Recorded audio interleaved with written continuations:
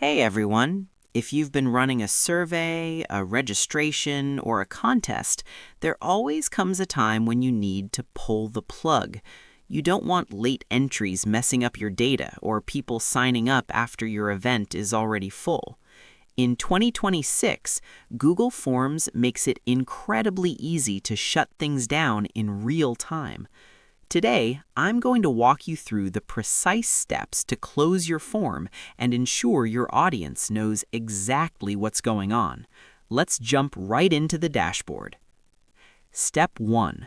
Open the Responses tab. First things first, you need to be in the Edit mode of your form. You'll know you're there if you see the toolbars for adding questions on the side. Look at the very top of the page, right in the center. You'll see three main headers: Questions, Responses, and Settings. Click on Responses. This section is your command center. Not only does it show you a summary of all the data you've collected so far, but it also contains the master control for the form's availability. Take a quick glance at your total response count here before you shut it down, just to make sure you're ready to close. Step 2. Toggle off Accepting Responses. Now, look toward the top right of this Responses area. You'll see a toggle switch that is likely highlighted in a bright color, labeled Accepting Responses. To close the form, simply click that toggle. You'll notice two things happen immediately. The bar turns a deep red and the text changes to Not Accepting Responses.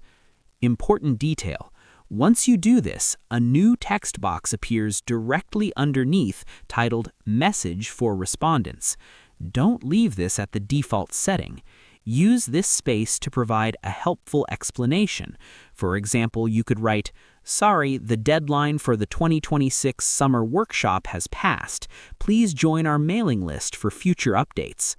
As soon as you finish typing that message, it's saved automatically.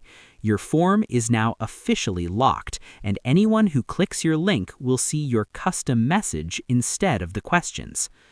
It's that simple to take control of your submission timeline. I hope this helped you out, and I see you in the next one.